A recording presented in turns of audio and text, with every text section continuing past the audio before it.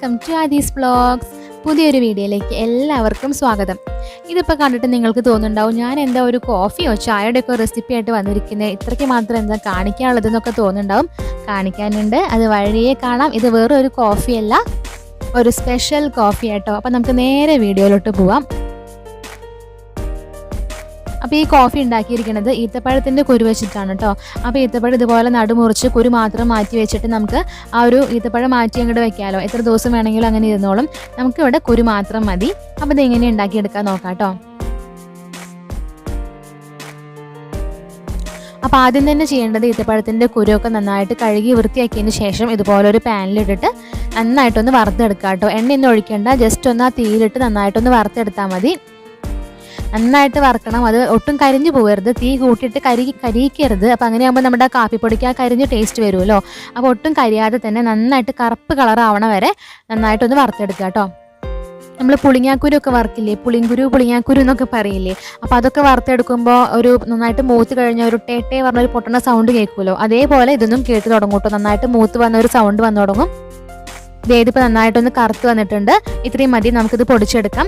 ഇത് മിക്സിയുടെ ജാറിലിട്ട് നന്നായിട്ടൊന്ന് പൊടിച്ചെടുത്തിട്ടുണ്ട് കേട്ടോ. ഇത് നമ്മുടെ കാപ്പിപ്പൊടി ഇവിടെ റെഡി ആയിട്ടുണ്ട്. നല്ല സ്മെല്ലാട്ടോ ഇതിന്. ബ്രൂ കാപ്പിയുടെ കാപ്പിപ്പൊടിയൊക്കെ ഉണ്ടല്ലോ, അതേപോലെ നല്ല സ്മെല്ലാണ് ഇതിന്. ഇനി നമുക്ക് കാപ്പി ഉണ്ടാക്കാം. ഇപ്പോൾ കോഫി ഉണ്ടാക്കാൻ വേണ്ടി പാല് തിളപ്പിക്കാൻ വെച്ചിരിക്കുകയാണ്. ഞങ്ങളിപ്പോൾ ഇവിടെ 2 ഗ്ലാസ് കാപ്പിക്ക് എന്നുള്ള അളവിനാണ് എടുത്തിരിക്കണേ. അതിലേക്ക് ആവശ്യത്തിനുള്ള ഷുഗറും ചേർത്ത് കൊടുത്തിട്ടുണ്ട്. പാല് നന്നായിട്ട് തിളച്ച് വന്നപ്പോൾ ഇതിലേക്ക് 2 ടേബിൾ സ്പൂൺ കാപ്പിപ്പൊടി ആട്ടോ ചേർത്ത് കൊടുക്കണേ. നന്നായിട്ടൊന്ന് കളർ കിട്ടാൻ വേണ്ടിയിട്ടാണ്. അപ്പോൾ 1 ടീസ്പൂൺ ഇട്ട് കൊടുത്തപ്പോൾ അത്ര കളർ തോന്നിയില്ല, അതുകൊണ്ട് 1 ടീസ്പൂണും കൊണ്ട് ചേർത്ത് കൊടുക്കുന്നുണ്ട്.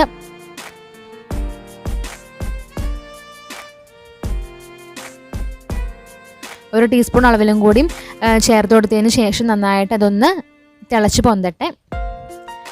നന്നായിട്ട് തിളച്ച് പൊന്തി നമ്മുടെ ആ ഒരു സാധാരണ ബ്രൂ കാപ്പി ഉണ്ടാക്കുമ്പോൾ ആ ഒരു സ്മെല്ലും ഇതൊക്കെ ഉണ്ടല്ലോ, അതേപോലെ തന്നെ വരും കേട്ടോ ഇത് ഉണ്ടാക്കുമ്പോഴും. അങ്ങനെ നമ്മുടെ ഈത്തപ്പഴത്തിൻ്റെ കുരു കൊണ്ടുള്ള കാപ്പി ഇവിടെ റെഡി ആയിട്ടുണ്ട്. ഇനി നമുക്കിതൊന്ന് ഗ്ലാസ്സിലേക്ക് സെർവ് ചെയ്യാം.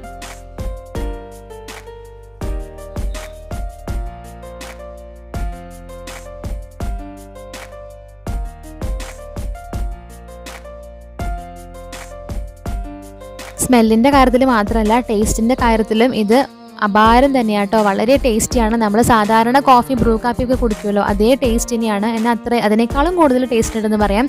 എനിക്ക് ഭയങ്കര ഇഷ്ടമായി. പിന്നെ പ്രത്യേകം ശ്രദ്ധിക്കേണ്ട ഒരു കാര്യം എന്താണെന്ന് വെച്ചാൽ, നമ്മൾ ആ ഒരു ഈത്തപ്പഴത്തിൻ്റെ കുരു വറുത്തെടുക്കുമ്പോൾ ഒട്ടും കരിയരുത്. കരിയാതെ തന്നെ നന്നായിട്ട് മൂക്കണം. കരിഞ്ഞു കഴിഞ്ഞാൽ നമ്മുടെ കാപ്പിയുടെ ടേസ്റ്റ് മാറും. അപ്പോൾ ഒട്ടും കരിയാതെ തന്നെ അത് വറുത്തെടുക്കാൻ നോക്കുക കേട്ടോ.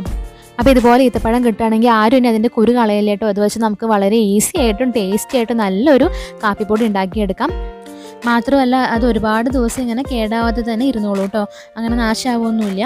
അപ്പോൾ ഇത്രയേ ഉള്ളൂ ഇന്നത്തെ വീഡിയോ. അപ്പോൾ എല്ലാവർക്കും ഇഷ്ടമായെന്ന് വിചാരിക്കണോ? ഇഷ്ടമായിച്ചെങ്കിൽ ഞങ്ങളുടെ ചാനലൊന്ന് സപ്പോർട്ട് ചെയ്യുക.